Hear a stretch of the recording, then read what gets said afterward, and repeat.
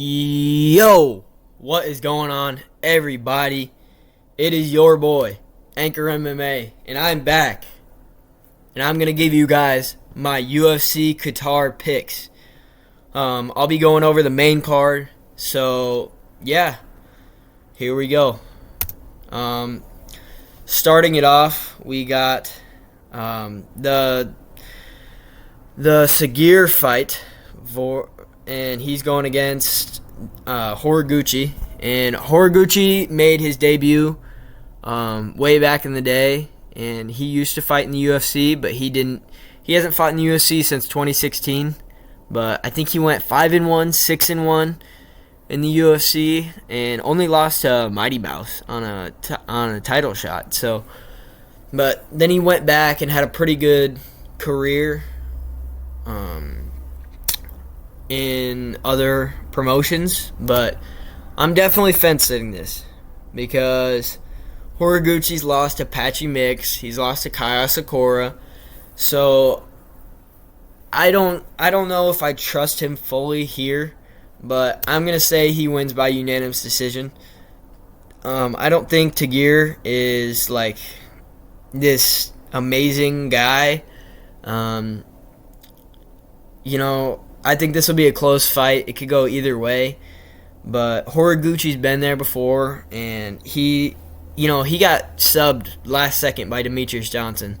So I think he's been there before. He's fought good competition. I think that's the main issue for a lot of these, like Bellator and other promotion guys, is they haven't fought this level of competition before, but I think Horiguchi has, especially fighting Demetrius Johnson. So I think I got Horiguchi by unanimous decision here, but I could still see Tagir taking this as well. Up next, man, look at that picture. Look at that picture of Shamil. Doesn't he just look fabulous? I had to use that picture because I just thought that was hilarious. So we got Shamil Gaziev versus Where's Waldo Cortez Acosta. I thought every time I hear his name, that's what I think of. I hope that's what you guys think of too. And I just thought it was hilarious, and I knew I had to do this. But realistically, Shamil, his only loss in MMA, he quit because he couldn't see out of his eye because he got punched so much. You gotta push through that, Shamil.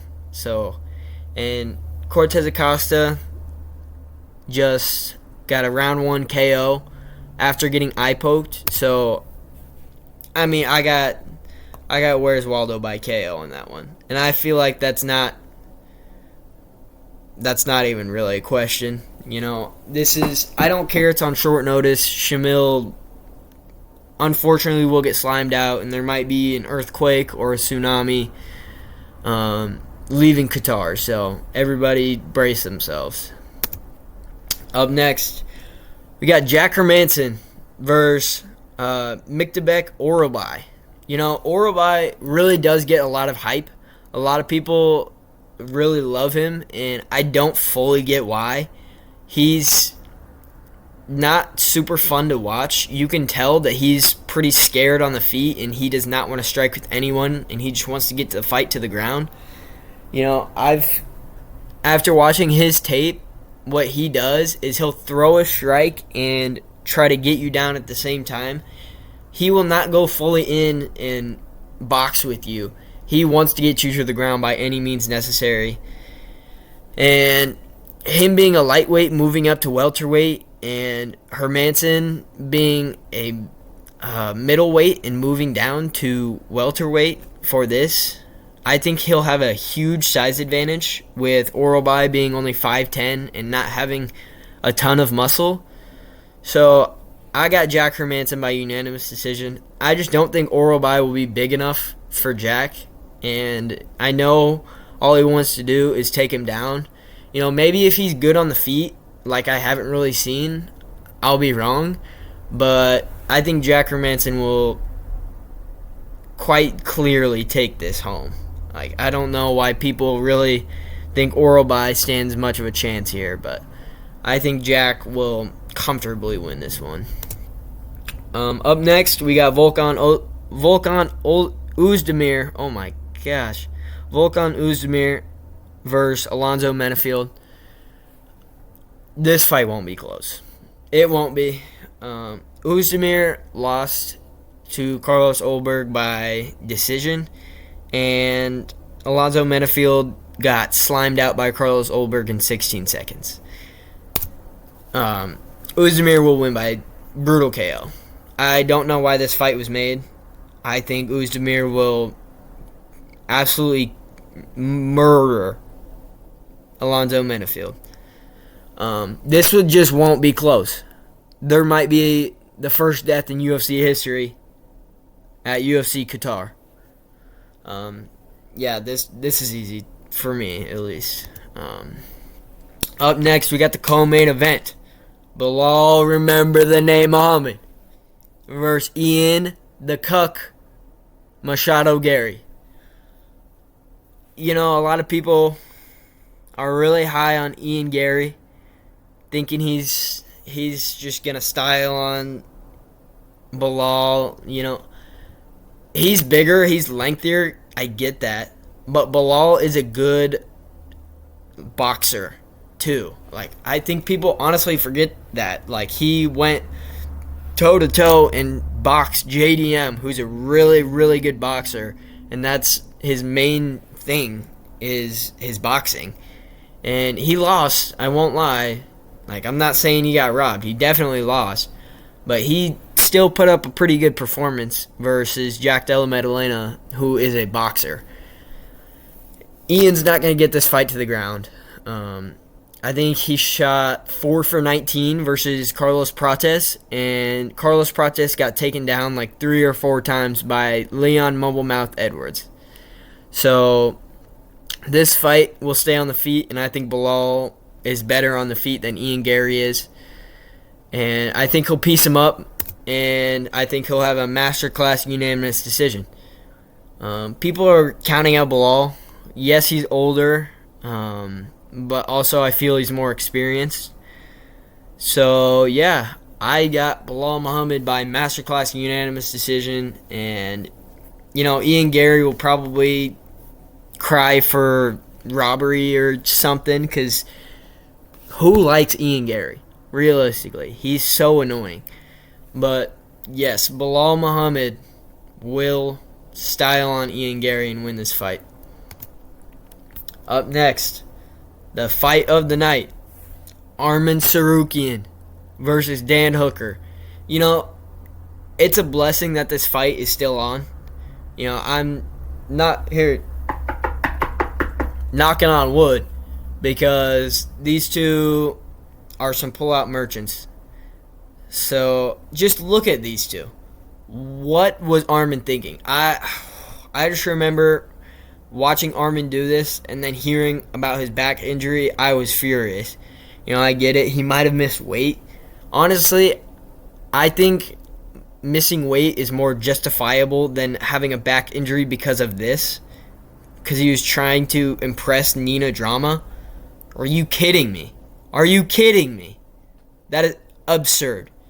And, you know, Dan Hooker had a decent reason. Look at his hand in that picture. That would have been a badass fight, him versus Gaethje.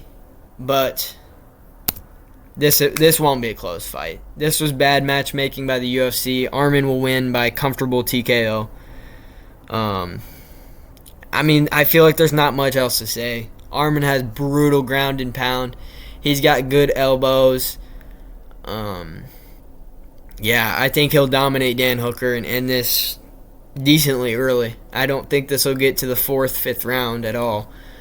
Yeah, Arman will prove that he deserves the title shot no matter how long it's been since he fought, which is insane how long it's been. But you know what it is. We got the parlays.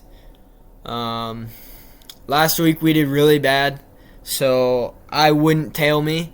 But I'm feeling better. I'm feeling better. I feel like I will absolutely put on a masterclass performance with some parlays this week. First up, I got Bilal Muhammad over 44.5 significant strikes. He's hit that in almost every single one of his fights, and I think this fight will stay on the feet and go to a decision, so I feel like this is an absolute lock.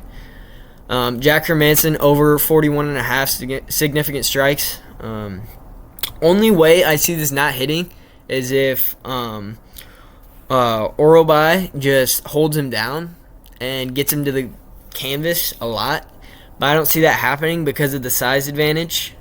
So I think even if Orobai does pull this out, Hermansson will get this pretty comfortably. And yeah, I feel like this is pretty much a lock too. And then I got the Tagir versus Horiguchi fight to go over 1.5 rounds. Honestly, I would take this to go over 2.5 rounds. I would take this to go the distance.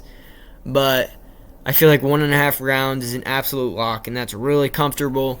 So I really like this parlay. I have a really good feeling about this parlay. You know, the only one that might not hit is the Jack Hermansson one if he gets held down, but I feel very good about this parlay. But my other parlay, I got Jack Hermansson at plus 210, Waldo Cortez Acosta minus 140, and Bilal Muhammad plus 220. I feel like all of these are really good. I feel like these are comfortable picks. I mean, they're not super comfortable. I could see any of them losing except for, honestly, the Waldo Cortez Acosta one. Hermansson maybe loses. Honestly, I don't think so because of his size advantage. And at plus 210, that's worth the risk. And same with Bilal Muhammad. Maybe he loses, but it's worth the risk at plus 220. I think both of those are really good value. And Cortez Acosta being minus 140, honestly, I think is kind of stupid. Maybe it's because it's a short notice fight, but minus 140 is an absolute lock to me. So yeah, thank you guys for checking out the video. Comment down below if you disagree or agree with any of these, or if you think my parlays will hit. I'll do my reaction hopefully tomorrow, maybe the day after. We'll see, but thanks for checking out the video. I hope you guys have a great day, and peace.